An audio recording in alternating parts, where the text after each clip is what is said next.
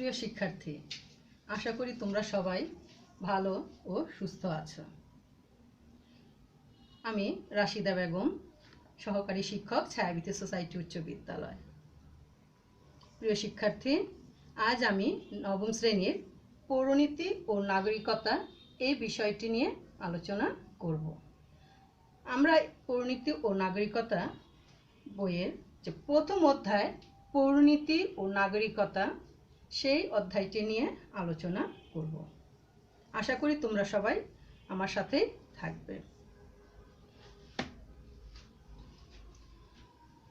পৌরনীতি ও নাগরিকতাকে সাধারণত বলা হয় নাগরিকের বা নাগরিকতার বিজ্ঞান। পৌরনীতির ইংরেজি শব্দ হলো সিভিক্স। পৌরনীতির ইংরেজি শব্দ হলো সিভিক্স। এই যে সিভিক্স শব্দটি, এটি এসেছে ল্যাটিন শব্দের ল্যাটিন ভাষার দুটি শব্দ থেকে। দুইটি শব্দ থেকে। একটি হলো সিভিস, আরেকটা হলো সিভিটাস। তাহলে পৌরনীতির ইংরেজি শব্দ হলো সিভিক্স। এই সিভিক্স শব্দটি ল্যাটিন ভাষার দুটি শব্দ থেকে এসেছে। একটি হলো সিভিস, আরেকটা হলো সিভিটাস। সিভিস শব্দের অর্থ হলো নাগরিক, সিটিজেন, আর সিভিটাস শব্দের অর্থ হলো নগর রাষ্ট্র, সিটি স্টেট। প্রাচীন গ্রিসে এই নাগরিক এবং নগর রাষ্ট্রকে কেন্দ্রই গড়ে উঠত সকল কার্যক্রম। এই নগরে যারা পুরুষ শ্রেণী ছিল, তারাই একমাত্র নাগরিকের অধিকার পেত। তারা রাষ্ট্রীয় কাজের সাথে অংশগ্রহণ করত, তারা নগরের নাগরিক হিসেবে ছিল। কিন্তু এই ক্ষেত্রে মহিলারা, দাসীরা এরা কিন্তু এবং বিদেশিরা এই সুযোগ সুবিধা পেত না। তাই নাগরিকের আচরণ ও কার্যাবলী নিয়েই তখন পৌরনীতির বিষয়বস্তু ছিল। কিন্তু বর্তমানে এই যে নাগরিক এবং নাগর রাষ্ট্রের অর্থ ব্যাপক হয়েছে। আমরা সেটা এখন দেখি। এই নাগরিকতা এখন ব্যাপক ব্যবহার, আর এই নগর রাষ্ট্র পরিণত হয়েছে জাতীয় রাষ্ট্র হিসেবে। যেমন বাংলাদেশ একটি রাষ্ট্র। আমরা বাংলাদেশের নাগরিক হিসেবে আমরা রাষ্ট্রের কাছ থেকে যেমন অনেক অধিকার ভোগ করি, রাজনৈতিক, সামাজিক বিভিন্ন অধিকার ভোগ করি, তেমনি রাষ্ট্রের প্রতি আমরা আমাদের দায়িত্ব কর্তব্য পালন করি। নাগরিকের প্রতি আমরা আনুগত্য থাকি, নাগরিকতার আইন কানুন আমরা মেনে চলি। এই যে কাজগুলো, এগুলো আমরা দেশের নাগরিক হিসেবেই করি। আমরা রাষ্ট্রের অনেক অধিকারই ভোগ করি, যেমন সামাজিক, রাজনৈতিক। এর মধ্যে রাজনৈতিক যে অধিকার, ভোট গ্রহণ, রাজনৈতিক অধিকারটা কি? ভোটদান।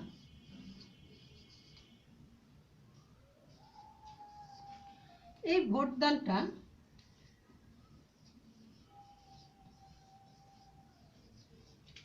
সবাই দিতে পারে না। কারা? যারা 18 বছরের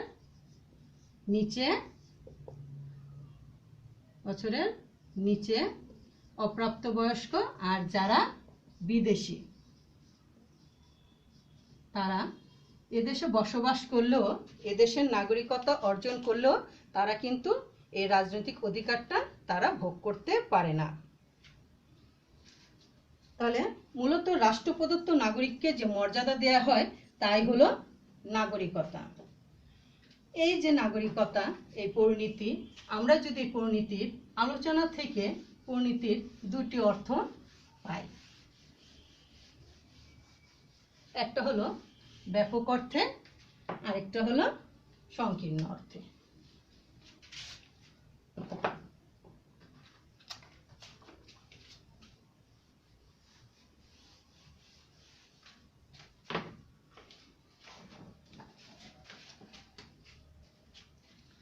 তাহলে বিষয়বস্তুর দিক থেকে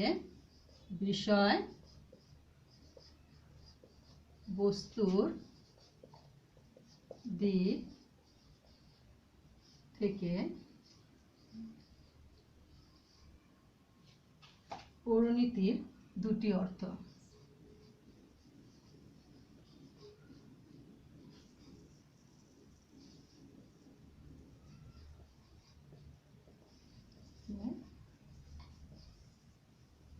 দুটি অর্থে আলোচনা করা যায়।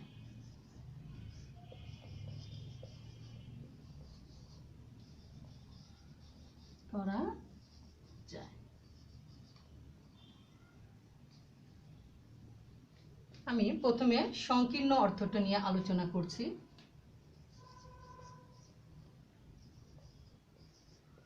একটা হলো সংকীর্ণ অর্থে।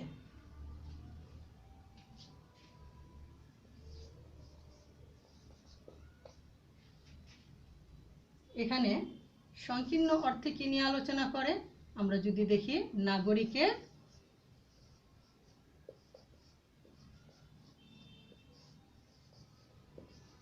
অধিকার ও কর্তব্য নিয়ে, অধিকার ও কর্তব্য নিয়ে আলোচনা করে। পরিণীতির যদি আমরা পরিণীতির বিষয়বস্তুর দিক থেকে নিয়ে আলোচনা করি, তাহলে পরিণীতিকে আমরা দুটি অর্থ পাই। একটা হলো সংকীর্ণ অর্থে, যেটা নাগরিকের অধিকার ও কর্তব্য নিয়ে আলোচনা করে, আর একটা হলো ব্যাপক অর্থে।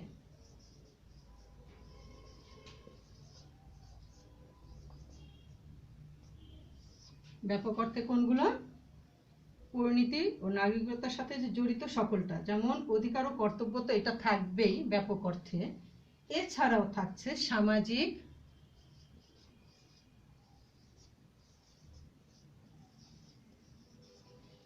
এটাতে কিন্তু এটা থাকছেই, ব্যাপক অর্থে কিন্তু নাগরিকের অধিকার ও কর্তব্য আছে। এছাড়াও সে কি করছে, সামাজিক ও রাজনৈতিক প্রতিষ্ঠান,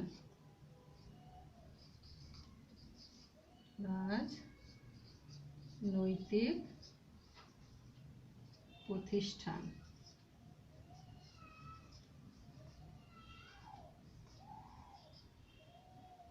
নাগরিকতার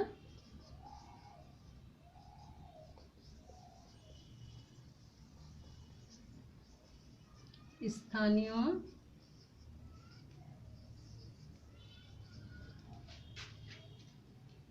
জাতীয়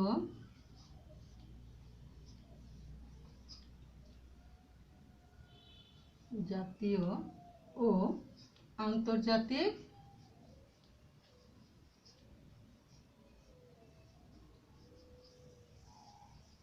বিষয়,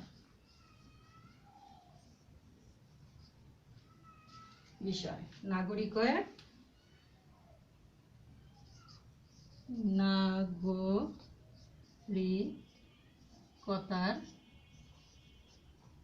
অতীত, বর্তমান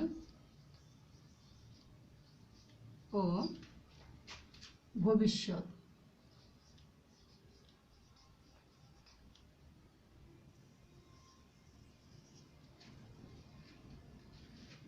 তাহলে বিষয়বস্তুর দিক থেকে যদি পরিণীতিকে দুটি অর্থে আলোচনা করা যায়, একটা হলো সংকীর্ণ অর্থে, আরেকটা হলো ব্যাপক অর্থে। সংকীর্ণ অর্থে কি বিষয় নিয়ে আলোচনা করে? নাগরিকের অধিকার ও কর্তব্য নিয়ে। আর ব্যাপক অর্থে কি করে? নাগরিকের অধিকার ও কর্তব্য নিয়ে তো আলোচনা করেই, সেই সাথে করে সামাজিক ও রাজনৈতিক প্রতিষ্ঠান, নাগরিকতার স্থানীয় জাতীয় ও আন্তর্জাতিক বিষয়, নাগরিকতার অতীত, বর্তমান ও ভবিষ্যৎ নিয়েও আলোচনা করে। সুতরাং আমরা যদি বলি, নাগরিক, পরিবার, সমাজ ও রাষ্ট্রের আচরণ ও কার্যাবলীর যে ধারাবাহিক আলোচনার মাধ্যমে যে বিষয়টি আদর্শ নাগরিক জীবনের সম্বন্ধে সঠিক জ্ঞান দান করে, তাকে পরিণীতি ও নাগরিকতা বলা হয়। তাহলে নাগরিকের বিষয়ে যে সঠিক জ্ঞান দেওয়া হয়, আদর্শ জ্ঞান দেওয়া হয়, সেটাই হলো পরিণীতি ও নাগরিকতা। মোট কথা, পরিণীতি নাগরিককে কেন্দ্র করেই আলোচনা করে। তাহলে আমরা এই আলোচনা থেকেই পরিণীতির কিছু বিষয়বস্তু আমরা লক্ষ্য করতে পারি। কি কি বিষয়বস্তু, সেটা আমরা এখন দেখব। তাহলে এখানে যে বিষয়গুলো নিয়ে আলোচনা করে সেগুলোই কিন্তু পরিণীতির বিষয়বস্তু। পৌরনীতির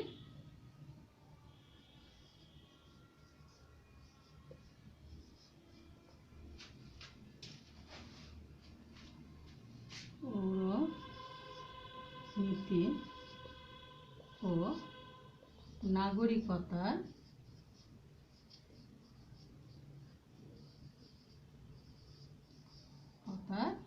বিষয়বস্তু। আমরা যে পরিণীতি ও নাগরিকতা বিষয়টি যে পড়ব, তাহলে আমরা সহজেই বুঝব যে পরিণীতি ও নাগরিকতা কোন কোন বিষয় নিয়ে আলোচনা করবে, আমরা এর মাধ্যমে কি কি জানতে পারব। প্রথমেই আসি নাগরিকের অধিকার ও কর্তব্য। নাগরিকের অধিকার ও কর্তব্য নিয়ে পরিণীতি আলোচনা করে। রাষ্ট্রের নাগরিক হিসেবে আমরা যেমন রাষ্ট্রের দেয়া কিছু সুযোগ সুবিধা আমরা ভোগ করি, যেমন সামাজিক, রাজনৈতিক, অর্থনৈতিক ও মৌলিক অধিকার ভোগ করি, তেমনি আমাদের রাষ্ট্রের প্রতিও কিছু দায়িত্ব ও কর্তব্য পালন করতে হয়। সেগুলো কি কি? রাষ্ট্রের প্রতি আনুগত্য প্রকাশ, আইন মান্য করা, সঠিক সময়ে কর প্রদান, সন্তানদের শিক্ষিত করা। তাহলে রাষ্ট্রের প্রতি আনুগত্য প্রকাশ করা।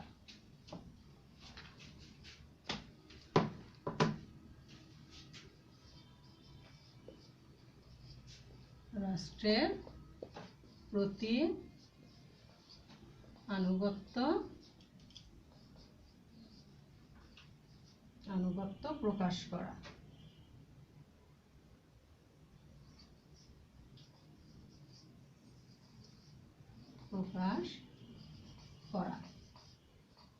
তারপরে রাষ্ট্রের আইন কানুন মেনে চলা, আইন মান্য করা।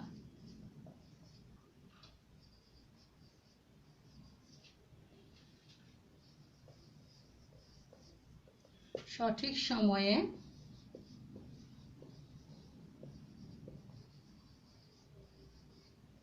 রাষ্ট্রের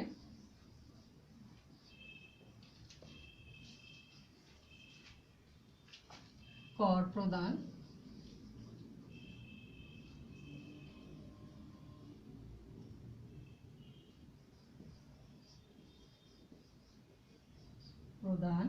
করা।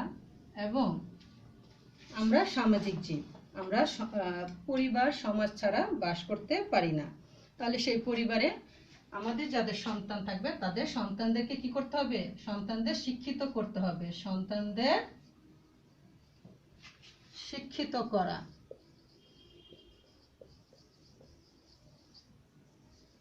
এগুলো আমাদের রাষ্ট্রের প্রতি কি দায়িত্ব ও কর্তব্য। তারপরে রাষ্ট্রের সেবা করা। রাষ্ট্রের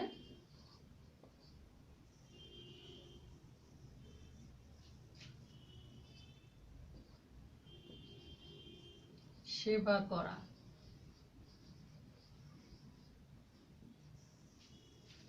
এবং যেটা ওই যে আমরা প্রথমে আলোচনা করলাম যে 18 বছরের নিচে যারা, তাদের যে রাজনৈতিক অধিকারটা কি ভোগ করতে পারে না, সেটা কি ভোট দান, সেই সততার সাথে সেই ভোটটা প্রদান করা।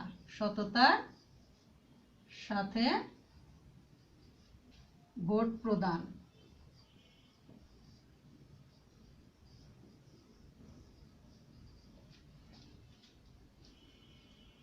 তাহলে নাগরিকের অধিকার ও কর্তব্য, যে এই যে পরিণীতি ও নাগরিকতার, এইটা একটা বিষয়বস্তু। তাহলে নাগরিকের অধিকার ও কর্তব্য কি কি? রাষ্ট্রের প্রতি আনুগত্য প্রকাশ করা, আইন মান্য করা, সঠিক সময়ে রাষ্ট্রের কর প্রদান করা, সন্তানদের শিক্ষিত করা, রাষ্ট্রের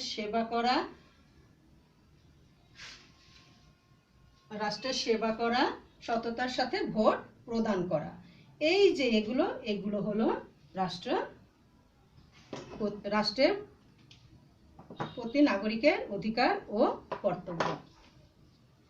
এরপরে আসব আমরা আরেকটি বিষয়বস্তু নিয়ে, যেটা পরিণতি ও নাগরিকতার বিষয়বস্তু। সেটি হলো সামাজিক ও রাজনৈতিক প্রতিষ্ঠান। সামাজিক ও রাজনৈতিক প্রতিষ্ঠান। নাগরিক জীবনকে উন্নত ও সমৃদ্ধ করার লক্ষ্যে বিভিন্ন সামাজিক ও রাজনৈতিক প্রতিষ্ঠান গড়ে ওঠে, যেমন পরিবার, সমাজ, রাষ্ট্র নির্বাচন, রাজনৈতিক দল ইত্যাদি। সামাজিক ও রাজনৈতিক প্রতিষ্ঠান কি কি? পরিবার,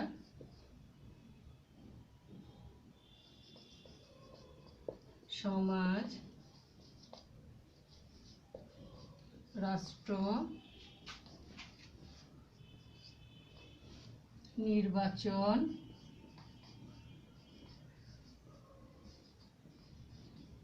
রাজনৈতিক দল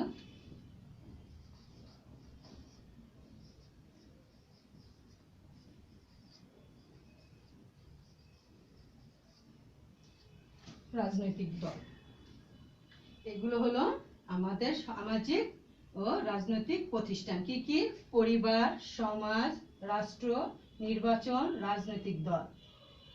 এছাড়াও সামাজিক যে মূল্যবোধ, এইগুলোর সাথে সাথে আমাদের আরো কি আছে সামাজিক ও রাজনৈতিক প্রতিষ্ঠানের মধ্যে? সামাজিক মূল্যবোধ।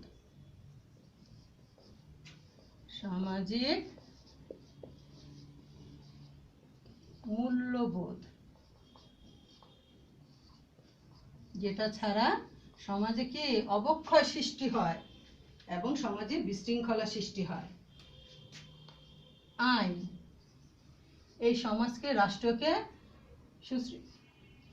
সুশৃঙ্খলভাবে পরিচালনার জন্য কি সরকার আইন প্রণয়ন করেন, এবং একটি রাষ্ট্রকে তার নিজের মতো চলতে হলে প্রথমে তাকে কি করতে হবে? স্বাধীনতা, এবং সেই স্বাধীন দেশের যে নাগরিক থাকবে তাদেরকেও স্বাধীনতা দিতে হবে। স্বাধীনতা ও সাম্য, রাষ্ট্রে সবাই সমান, কেউ ধনী, কেউ গরিব, কেউ ছোট, কেউ বড়, কিছুই না। এবং সংবিধান, রাষ্ট্র পরিচালনার দলিল। সংবিধান ও জনমত, এগুলো হলো পরিণতি ও নাগরিকতার বিষয়বস্তু। সামাজিক ও রাজনৈতিক প্রতিষ্ঠানের মধ্যে কি কি পড়ে? পরিবার, সমাজ, রাষ্ট্র, নির্বাচন, রাজনৈতিক দল ইত্যাদি। এই সবের কিভাবে উৎপত্তি হলো, এগুলো কি ধরনের, এবং এদের যে কার্যাবলী, এই পরিবার কি কারণে উৎপত্তি হলো, সমাজের, রাষ্ট্রের, নির্বাচন কি কি কারণের উৎপত্তি হলো, এদের যে লক্ষ্য, এদের যে কার্যাবলী, এগুলো কোন ধরনের, সেগুলো নিয়েই পরিণতি ও নাগরিকতা আলোচনা করে। এছাড়াও আলোচনা করে সামাজিক মূল্যবোধ, আইন, স্বাধীনতা ও সাম্য, এবং সংবিধান ও জনমত নিয়ে আলোচনা করে। এই সব কিছুই হলো পরিণতি ও নাগরিকতার আলোচ্য বিষয়।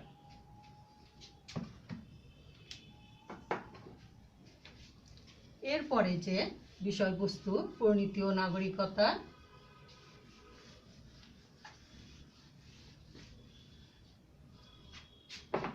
সেটা হলো নাগরিকতার স্থানীয়, জাতীয় ও আন্তর্জাতিক। জাতীয়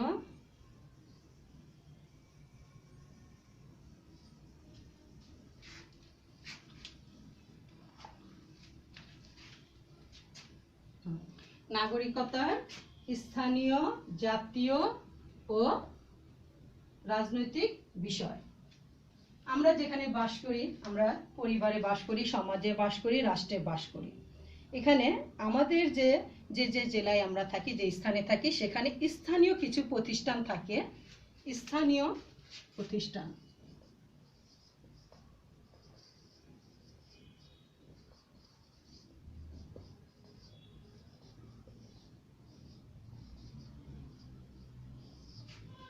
স্থানীয় স্থানীয় প্রতিষ্ঠান কোনগুলো? ইউনিয়ন পরিষদ,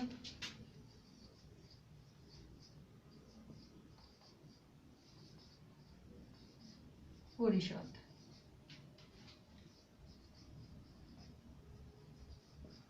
পরিষদ, পৌরসভা,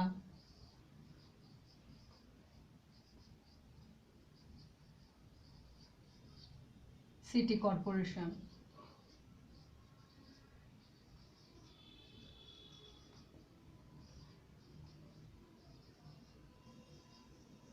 এগুলো হলো স্থানীয় প্রতিষ্ঠান। তাহলে আমাদেরকে কেন্দ্র করে, আমাদের সমাজকে কেন্দ্র করে, আমাদের স্থানীয় বসবাসকে কেন্দ্র করে সামাজিক ও রাজনৈতিক, ওই যে আমরা যে সামাজিক ও রাজনৈতিক প্রতিষ্ঠান, ওগুলোকে কেন্দ্র করে গড়ে উঠেছে স্থানীয় প্রতিষ্ঠান। কি কি? ইউনিয়ন পরিষদ, পৌরসভা, সিটি কর্পোরেশন। আর জাতীয় পর্যায়ে যে নাগরিককে কেন্দ্র করে, নাগরিক যেটা সারা দেশে, যেমন বাংলাদেশের সকল জনগণকেই বলা হয় নাগরিক। এই সকল জনগণকে, এই সকল নাগরিককে কেন্দ্র করে গড়ে উঠেছে জাতীয়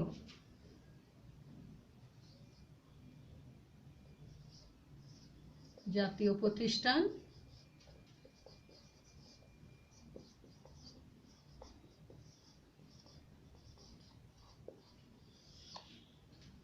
জাতীয় প্রতিষ্ঠান কি কি, বা জাতীয় পর্যায়ে আমরা যেগুলো দেখছি,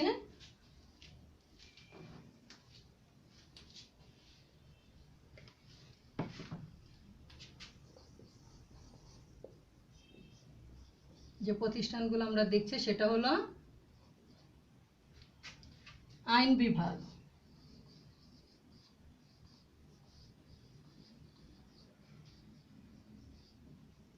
শাসন বিভাগ,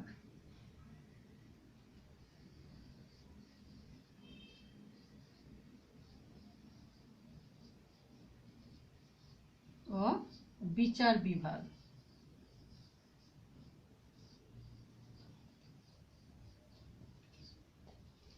তাহলে আমরা স্থানীয়ভাবে দেখছি কি ইউনিয়ন পরিষদ, পৌরসভা, সিটি কর্পোরেশন। আর জাতীয় পর্যায়ে দেখছি আইন বিভাগ, শাসন বিভাগ ও বিচার বিভাগ। আর কি থাকলো? তাহলে আমরা স্থানীয়, জাতীয়, এরপরে থাকলো আন্তর্জাতিক।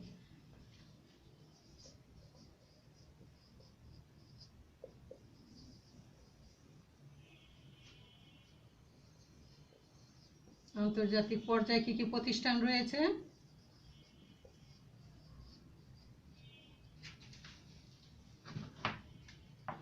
আন্তর্জাতিক পর্যায়ে রয়েছে কমনওয়েলথ, জাতিসংঘ, কমনওয়েলথ,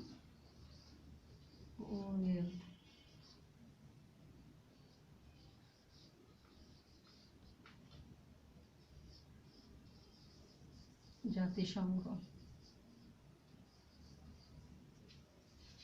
ইত্যাদি প্রতিষ্ঠান। তাহলে এই যে স্থানীয়, জাতীয়, আন্তর্জাতিক প্রতিষ্ঠানের যে এগুলোর গঠন, কার্যাবলী,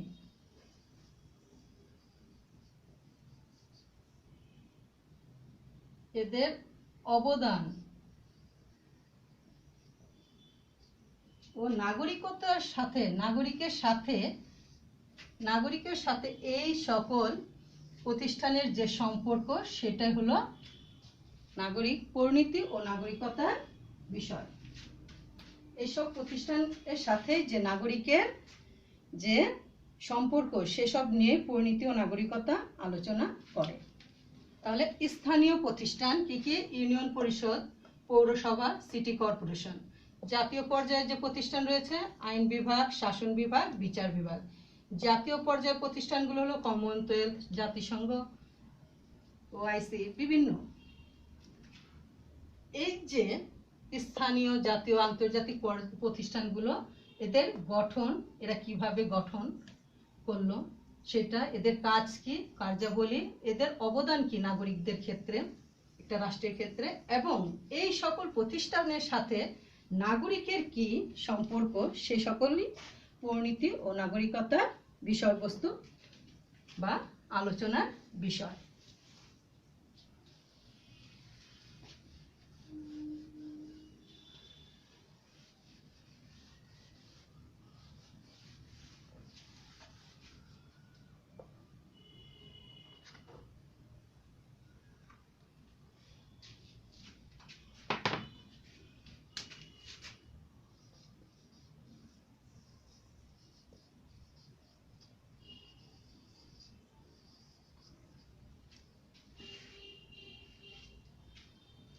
এরপরে নাগরিকতার অতীত, বর্তমান ও ভবিষ্যৎ। নাগরিকতার অতীত, বর্তমান ও ভবিষ্যৎ। পরিণতি ও নাগরিকতা বিষয়টি নাগরিকদের অতীত, বর্তমান ও ভবিষ্যৎ নিয়ে আলোচনা করে। কি কি ব্যাপারে? অতীতে নাগরিকরা কিভাবে নির্ণয় করা হতো, নাগরিকদেরকে কিভাবে নির্ণয় করা হতো। আমরা প্রাচীন গ্রিসে দেখেছি পুরুষ শ্রেণীরা যারা রাষ্ট্রীয় নগর রাষ্ট্রে কাজে অংশগ্রহণ করত তাদেরকেই নাগরিক হিসেবে গণ্য করা হতো এবং সুযোগ সুবিধা দেওয়া হতো। নারীরা, দাস দাসীরা এবং বিদেশিরা সেই সুযোগ সুবিধা পেত না। তাহলে আমরা অতীতে নাগরিকদেরকে কিভাবে নির্ণয় করা হতো? অতীতে নাগরিকতা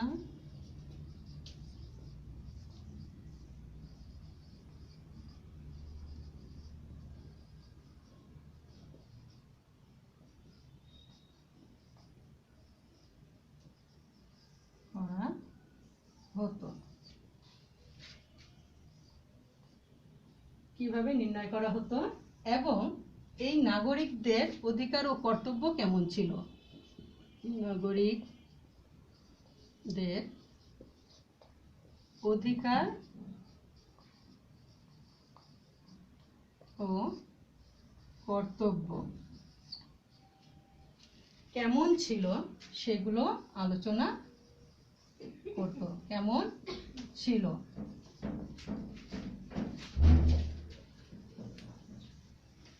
কেমন ছিল?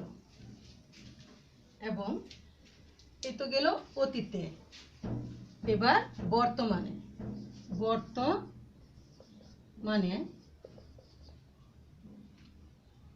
নাগরিকের মর্যাদা কিরকম? নাগরিকের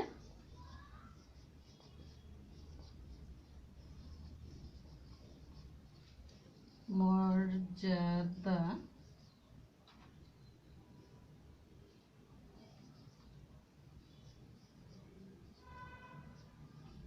কিরূপ এর উপরে ভিত্তি করে, বর্তমানে নাগরিকের মর্যাদা কিরূপ এর উপর ভিত্তি করে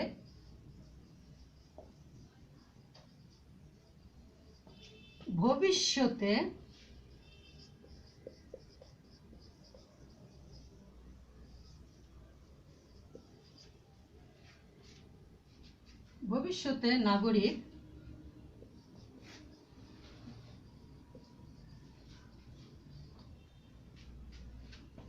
জীবনের দিক নির্দেশনা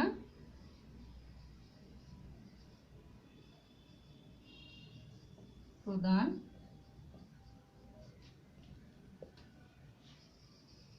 করে এই পরিণতি ও নাগরিকতার বিষয়। তাহলে আমরা যদি দেখি অতীতে নাগরিকতা কিভাবে নির্ণয় করা হতো, নাগরিকের অধিকার ও কর্তব্য কেমন ছিল এবং বর্তমানে নাগরিকের মর্যাদা কিরূপ, এসবের উপর ভিত্তি করে পরিণতি ও নাগরিকতা ভবিষ্যতে নাগরিক জীবনের দিক নির্দেশনা প্রদান করে। প্রিয় শিক্ষার্থী, তাহলে আমরা আজকে আলোচনার মাধ্যমে জানলাম পৌরনীতি শব্দটিকে বিশ্লেষণ করলে আমরা কি পাচ্ছি, পৌরনীতি ও নাগরিকতা কি নিয়ে আলোচনা করে এবং এর বিষয়বস্তু, সংজ্ঞা। আশা করি তোমরা পরিণতি ও নাগরিকতার প্রথম অধ্যায়ের পরিণতি ও নাগরিকতা এবং পরিণতি ও নাগরিকতার বিষয়বস্তু নিয়ে তোমরা আলোচনা করতে পারবে, ব্যাখ্যা করতে পারবে, তার বিষয়বস্তুকে চিহ্নিত করতে পারবে এবং তুমি একজন সুনাগরিক হয়ে গড়ে ওঠার জন্য নিজেকে সেভাবে প্রস্তুত করবে, দেশের আইন কানুন মেনে চলবে। তোমরা ভালো থাকো ও সুস্থ থাকো। আল্লাহ হাফিজ।